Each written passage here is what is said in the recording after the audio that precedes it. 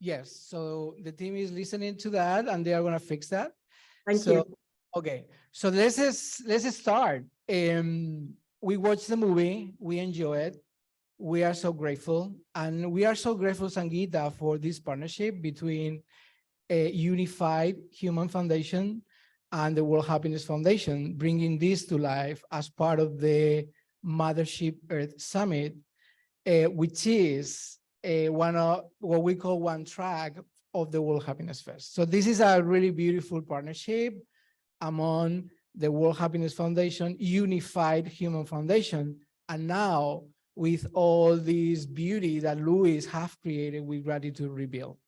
So I just want to say thank you, and I want to introduce you to Sangeeta, who is the CEO and founder, and she's going to be leading this incredible panel with the filmmaker and some guests. So please go ahead. Yes, you are on camera. You are live. Thank you, Louis. Thank you. It's such a pleasure. And I'm actually just waiting for my other panelist, Luisah Teish, to come and join us. But what I'll do is I will just start.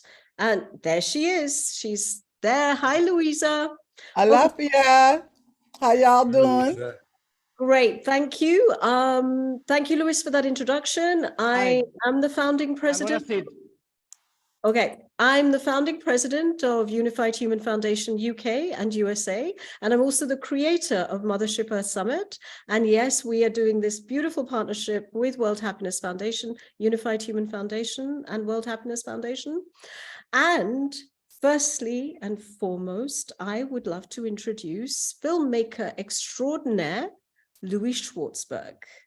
Thank you, Louie, and thank you so much for this wonderful film, for giving this to the world, and for allowing us the opportunity to watch this together in such a beautiful and generous and supportive and nurturing way. So thank you. Well, it's great to be here with you. Luisah Teish, you are a priestess, author, a teacher, a performer, and you are also one of the contributors to Gratitude Revealed. So we are very, very happy to have you on our panel, and thank you for being here with us. So what I'd like to go in straight away and introduce Louie. For those of you who do not know Louie Schwartzberg, he is an extraordinary filmmaker who's very known for his visual art films, focusing on the connections between humans and the subtleties of nature and our environment.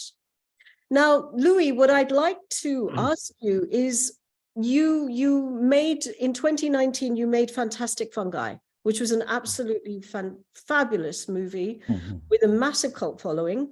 And then you have now made Gratitude Revealed. Why? Why, after Fantastic Fungi, did you choose gratitude as your subject? That's a great question. Well, two reasons. One, 2020 COVID happened. So I was sort of like, we were all locked inside.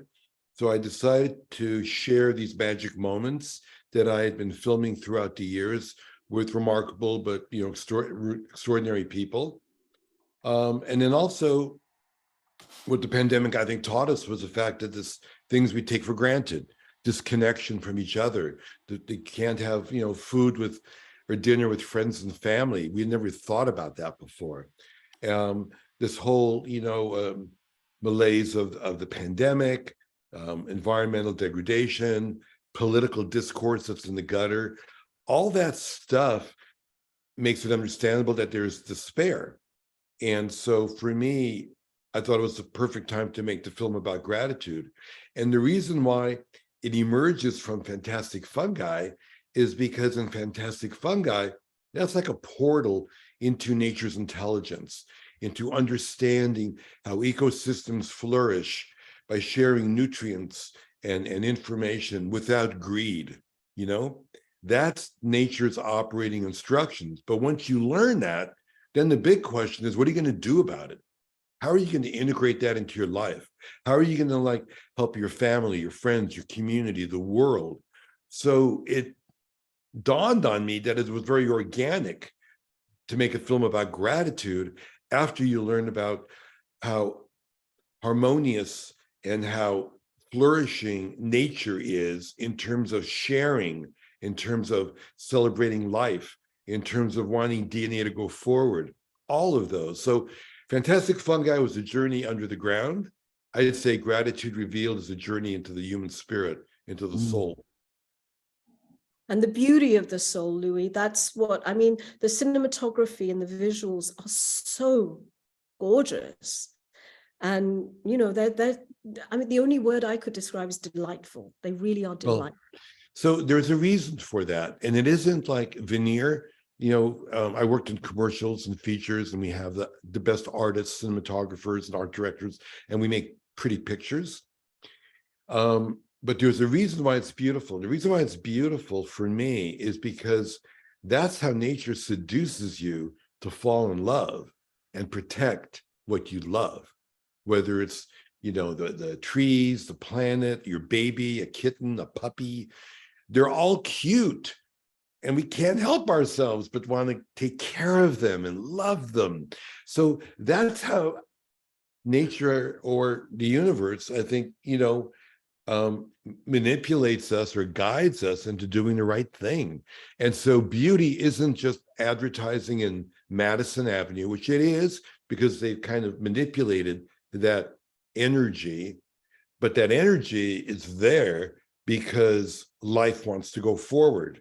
And beauty is one of the ways it does it. It turns us on with visuals, with smell, with sound, with scent, and that really puts you in sync with the dance of life.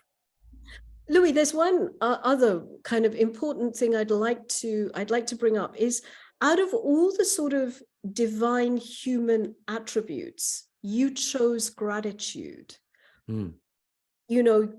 Love, joy, etc. But you chose gratitude. Why? Well, one big reason growing up is that my parents were Holocaust survivors. And so they taught me how to appreciate all the little things in life.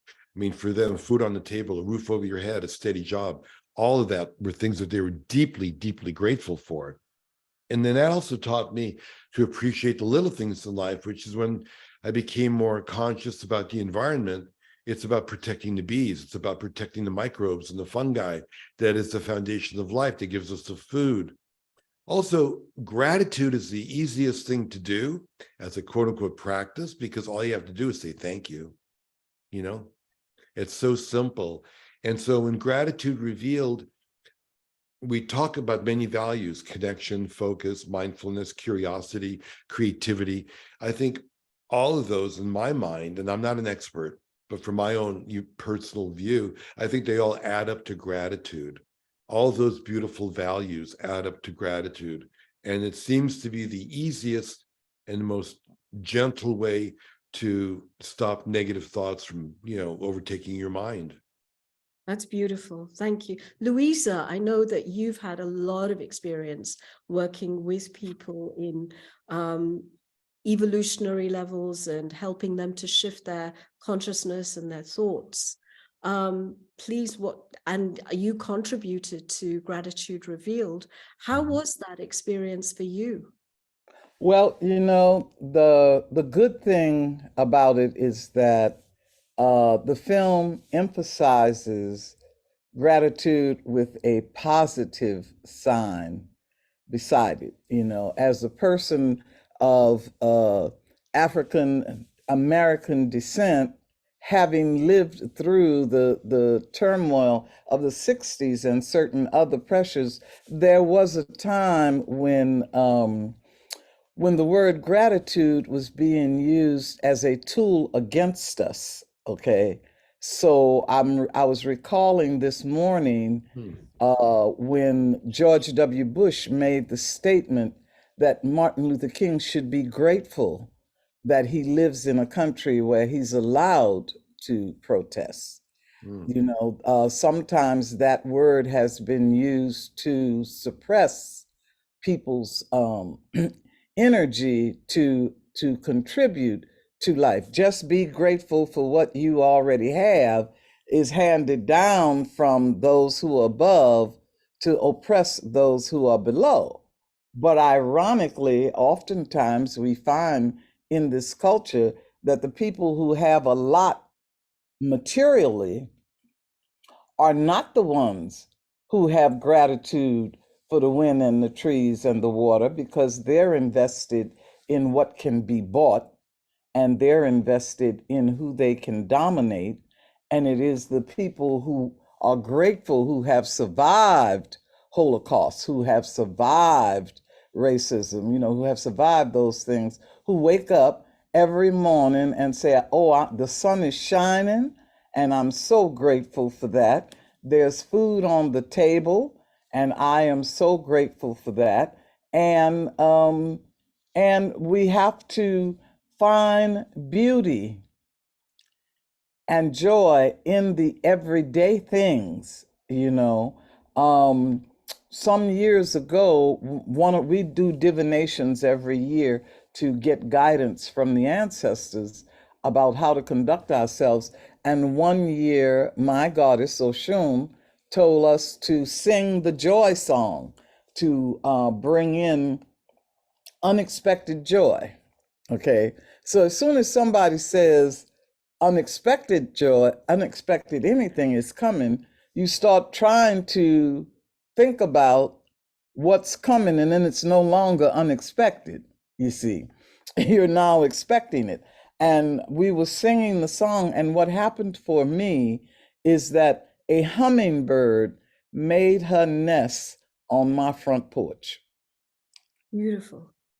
And I am so grateful to have that beautiful experience in my consciousness, and to understand that it just called my attention closer to the birds around me and increased my gratitude for a front porch where I could sit there and watch one of the most amazing creatures. She came to me. Beautiful, beautiful. Yeah. I know from my cultural background, I'm from Hinduism and Buddhism and the Eastern cultures, and we have symbolic gods and goddesses, demigods, and all of those representations for every level of nature. Mm-hmm. And it's not about worshiping, but it's about being mindful that these symbols exist, and therefore pay attention to what they represent. Mm-hmm. And exactly, what's been brought up in Gratitude Revealed is that you've got a personal interaction with the symbol, which Right. allows you to have a personal gratitude, thankfulness, mindfulness practice as part of your everyday existence, which is inherent in your daily life and not That's right. separate from it. Not And I separate. think, and that's why I think a lot of times, people emotionally react to the film. Like a time-lapse flower is a flower you walk by all the time that you take for granted. But now that you see that it opens and closes, now that you see that it feeds the bee and the bee feeds its babies, all of a sudden it opens up a world perspective of compassion, of interconnectedness, and you appreciate it on a much deeper level. But sometimes it takes that little bit of visual candy to grab your attention, we all walk by flowers all the time, but pay attention, be present, be mindful. Yeah. Exactly. And we say that, whatever you pay attention to grows. That's right. So you give it energy through your attentiveness. That's right. It's beautiful. Right. Yeah. I think it's relevant to say another thing that's important, especially right now, is it is truth that anything we love can be saved, can be preserved, can be furthered. And at a time when, I have to be a weather watcher because I have relationships with people all over the planet, right? And we're having floods and tornadoes and droughts and hurricanes and volcanoes erupting.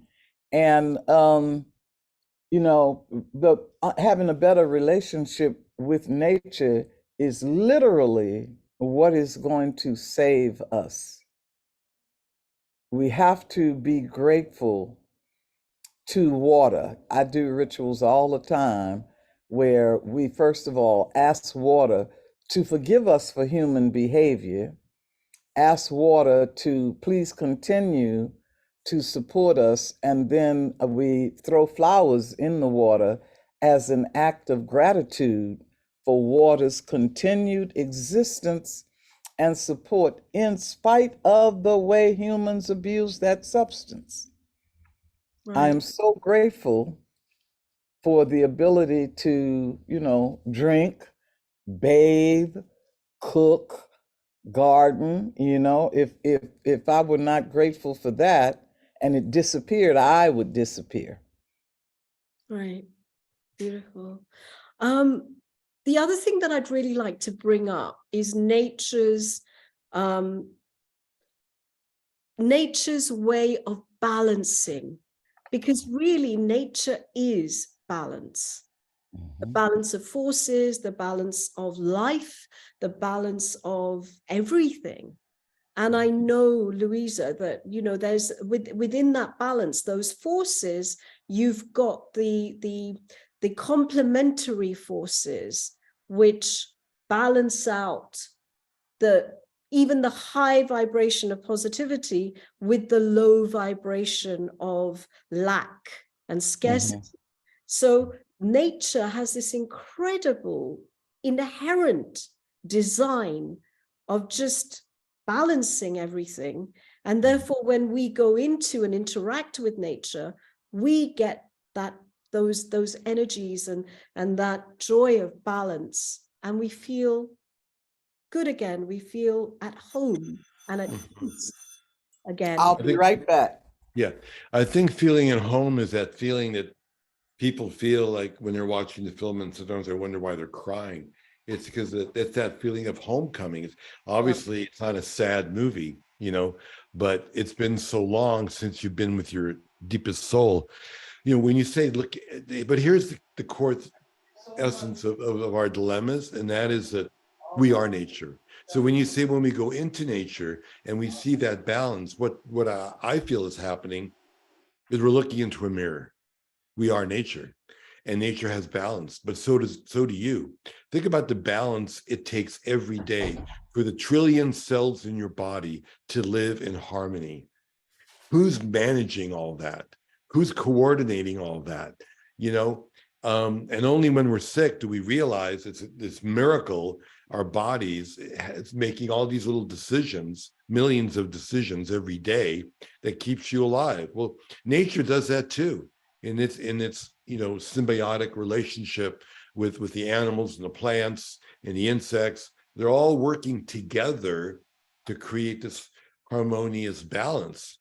So right, I think it's like looking into a mirror, and I think that's why people get turned on when I bend time and scale a little bit, because I think every cell in your body is saying, I recognize you. I know you. Your rhythm and pattern is really no different than what's going on inside the cell of my body. It's really no different than what's going on in the solar system or in the galaxies. You know, it actually visually it's looking the same. The networking in our brains, the networking in the roots, the networking in the giant alluvial plain on the landscape are all identical. Like, wow. So therefore, I am connected. We are one. I mean, for me, that's the visual evidence that we're all in this together. You know, I love that. And Louie, one of the things that really struck me watching the film was being grateful for the challenges in our life. Not just grateful for good things or what we construe as good things, but also the challenges. I'd love your point of view on this, because it's so important right now. Yeah. Well, I think what's the great phrase? You know, when you have a challenge or an obstacle, they say it's a blessing in disguise. You know, there's so much truth in anything that's trite. But when you look back, well, what is trite is a truth told many times. That's the definition. It's not a negative thing. It's just actually acknowledging this is a truth that everybody says over and over. So these obstacles, yeah, they make you stronger. And if you lean into it and try to figure out where is the lesson and the difficulty that I'm going through, where is the silver lining? You may not always see it in the present moment, but when you look back, you do. For example, you break up with someone that's toxic, that ain't good for you. You're in a job that isn't fulfilling. It's when you're out of it and you look backwards, you go, thank God. Oh yeah, now I'm so glad I moved on. I'm so glad I tried something different. And the other part of gratitude is it's resilience in nature, and resilience in you develops gratitude. And people that have resilience, or have actually people who have gratitude, bounce back quicker from a negative occurrence, which happens to us all the time. Somebody could have just gently, scratched my car, and that could bum you out for days, or you could say it's no big deal. How fast you bounce back from any mishap that occurs is a reference point of how deep you practice gratitude. That's fantastic, because the other part that I've seen over and over again is that when people do have gratitude and they do bounce back quickly, they actually find a much quicker solution to their challenges as well. That goes hand in hand with that feeling of gratitude and letting go and allowing, being receptive. I think one of the major connects with gratitude is receptivity. It allows you to become more receptive. And because you're Buddhist, without judgment, allowing to receive it without judgment. Absolutely. Luisah, I know that we've spent a lot of time discussing previously about being one with nature. And yes, we are our own individual separate units of being, human consciousness, extraterrestrial, all of it. But this being one with nature requires a more subtle relationship and a more subtle attentiveness on a more subtle level. Well, I'm blessed to be a priestess in a tradition where we know that we come into this life with a connection to nature. Okay. So I am a daughter of the river. Yeah. That is determined by my being, by my personality, and it guides what my actions are. So the best way to think about it is there is the river of life. There are the rivers on the face of the earth, and I am a drop of water in those rivers. There are many of us, and together we make up that river and contribute to that flow of life, and we have some people who are children of the mountain, of the volcano, of the thunder. As a matter of fact, when I stepped away, it was to go give something to one of my goddaughters, who today is doing rituals for the trickster. Yes, today we're feeding the trickster in order to have a perception shift so that we can go forward in this time of change. But I'm very fortunate in that, our tradition is indigenous and grounded in nature. So we know that the rocks are more intelligent than us. We know that the plants are very, very powerful. In fact, our deity of the wild herbs is named Osime, and he is seen as a man with one eye, one arm, and one leg, who can see more, do more, and dance better than the rest of us. because of the intelligence inside of the plants, you see. And so I am blessed to have been given a culture that is full of those characters and those kinds of stories that help me to understand my relationship to nature joyfully, right? You know, beautifully, and you know, I'm so grateful because I do know people whose idea of the sacred is repressed, oppressive, maudlin, morose. No, no, no, no. Dramatic. I know. Yeah, we're not doing that. We're not doing that. Luisah, why don't you tell us the story of Osheen? Oh my God, which one? There's so many wonderful stories about her that you know her and her different personas, right? Sometimes she shows up as a parrot, sometimes she shows up as a flow in the river, sometimes she shows up as a sassy young woman, you know what I'm saying? But the main thing that we know is that Oshun, as the river of life, Oshun as the energy of beauty, and as the one who seduces us into love. The planet can't exist without her. The Yeah. planet cannot exist without her. There's stories where others may think less of her or exclude her from something, and then everything goes wrong. Imagine if all the sweet water were taken off of the earth. You couldn't do nothing. There wouldn't be any life, okay? And so some people make the mistake of thinking that if something is beautiful, then it's not important.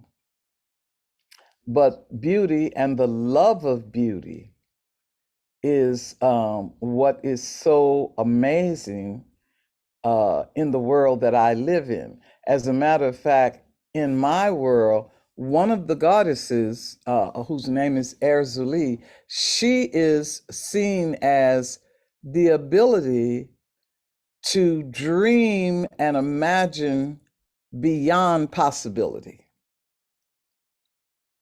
To dream and imagine beyond possibility. But what we presently know is possible, or what we presently think is impossible, becomes possible once we dream it. That is beautiful. And I just want to add here with this story is that right now in India and the subcontinent, we've got the 9 days of the goddess going on. The celebrations of the 9 days of Navratri, which celebrate the 9 aspects of the goddess in her natural glory, in her every expression, which is how in the Vedic system and in Ayurveda, they term as Prakriti, which is nature, which is God, which is creation, existence. So, and we gratitude. These 9 days are days of gratitude, Louis. And Beautiful. film is screened today, which is just in these 9 days. So it's beautiful. Well timed. I just want to add, I'm fascinated when I hear that word seduction, because sometimes it can have like a negative connotation in our quote unquote society. But that's what the film did today. It seduced the audience. How did I do that? I used beauty and nature. And That's right. the beauty and nature that I used was actually the feminine. You know, I'm showing pollination, I'm showing flowers, I'm showing regeneration, rebirth, nurturing, love, symbiosis, relationships. That's the feminine side of nature. And I love what Oshun does in that story I've heard Luisah tell, how she kind of smacks down that macho guy. What's the macho deity? Right? Like, just kind of tame him a little bit. Calm down. That's right. You know, can't do without me. I love it. You know, another thing that comes to mind, I was years ago, because I love flowers. I mean, I love plants. I love, my fantasy is to have an edible landscape. but one of the things that really did it to me is I found out that there is in Africa, there is a thing called the elephant ear lily, right? And in the springtime, this lily gives heats up and it gives off a scent that attracts the Egyptian scarab beetles. The beetles crawl inside the flower and they make love until the flower cools off. It's like, oh, okay. Yeah. Okay. Now that's a So, metaphor. well, but and then what's the scientific end result? The end result is DNA moves forward. DNA got recombined. They call it evolution. It's fine. It's true that this experiment called life evolves. That's right. It evolves. And what you described was a cool party that was happening with these beetles on that elephant ear. I mean, it's very cool. But it's amazing. The beautiful thing is the entire universe benefited from that. That's in right. this recombination of DNA that created a diverse, genetic critter that's part of it that has an ancestry and that has a future. It ain't that one beetle anymore. That's right. It's a chain of beetles that go back millions of years, and they enabled it to keep on going forward. That might be the definition of life. That might be the definition that life is a force of energy that wants to go forward and is unstoppable. Exactly, unstoppable. And I think that's one of the major messages is diversity is the center of everything. And absolutely. And we're not, nature isn't really competitive. It's diverse. Yeah. Totally. And we've had I think that we're coming to a place now where we can come out of a defensive relationship with nature. There was a time when humans were afraid of the weather and afraid of so many things and started to build things to protect ourselves from wind and rain and that.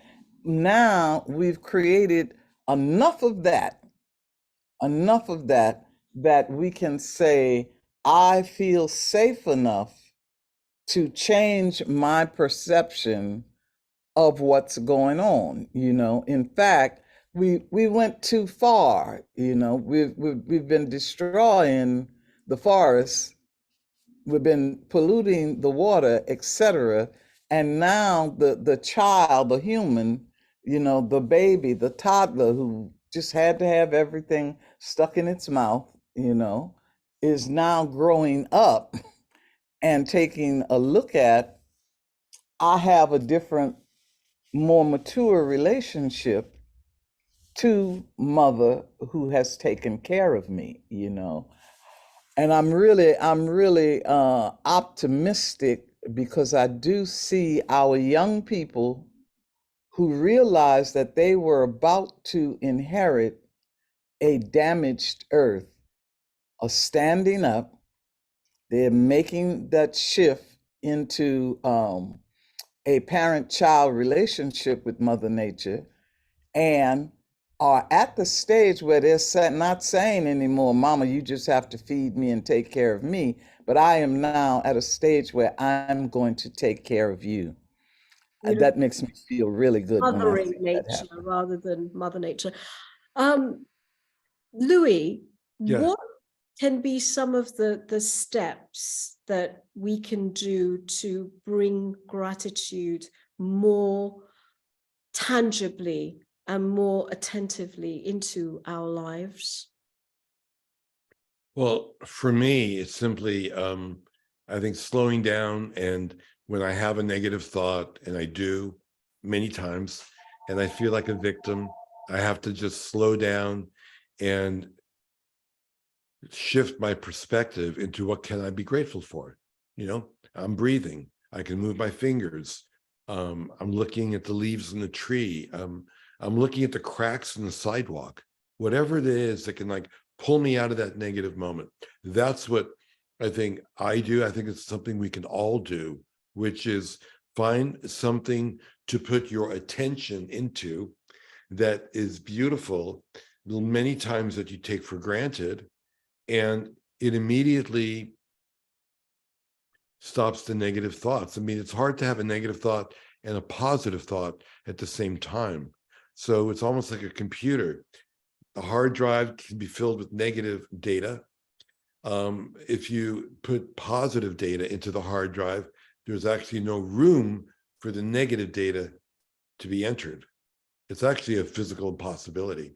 So, and I start my day by looking at flowers in my garden. I start my day by go to my time-lapse room and see if the flower opened up overnight. Is it in frame? Is it in focus? Did it get eaten by a bug? That's what gets me out of bed. And I think they found out in blue zones that most people that live really, long lives, the longest lives on the planet, start their day by going into the garden and looking at the flower before they even have a cup of tea or coffee. That's how they start their day. It puts you in sync with the rhythm of life, and that's where, again, we have to stop having this relationship where there's us and nature. It's like we just are nature. I'm going to, fall in sync with the circadian rhythms, gardening, with doing all of it, and just say, I am one with you. And I love, Luisah, what you said about that drop of water. Feeling small in a grand universe creates that sense of awe. And that sense of awe is a connection to the grand mystery, which is a transformational or spiritual experience. It is. Definitely is. Louie, there's also, I know that after the film, there are certain kits or certain educational materials that are available on the website. Would you like to talk about that? Yeah, well, so we're making an educational curriculum available with all the values. So what I did in the movie, I don't preach anything, and nobody in the movie tells anyone how to live their lives, because I know for a fact, having young teenage daughters and raised them, they're very cynical and skeptical of anything being told to them by a parent or an adult. So what we've created is an educational curriculum that people can practice everything from journaling to the kinds of topics you can have in conversation with, in a classroom or a church or a theater, whatever it might be. And it's been put together by educators, where we give people practical steps and guidelines, because there is scientific data, which we actually use from the Greater Good Science Center at UC Berkeley, that proves that if you have purpose, you live longer. If you have gratitude, you get better grades. I mean, there is evidence that proves that it helps you psychologically, physiologically. It helps you all over, and we give people practical steps. So those can be accessed at gratituderevealed.com. And we just wanted, everyone to catch this wave of gratitude and ride the wave together. With that, I'd like to end our panel discussion and thank you both, Luisah and Louie, for your time. And I would like to say thank you, a special thanks to Louie's production team, headed by Kurt Eftekar. He was wonderful to work with and fabulous. And it was a joy to work with everybody. And I hope we meet again very soon. And if anybody has any questions or responses and feedback, they can go to our website, either at gratituderevealed.com or to the World Happiness Festival or to the unifiedhuman.org as well. So thank you to everybody. Thank you. Okay. Thank you so much. It was a wonderful and way to start the day. Amen. All righty. Bye-bye. Bye-bye.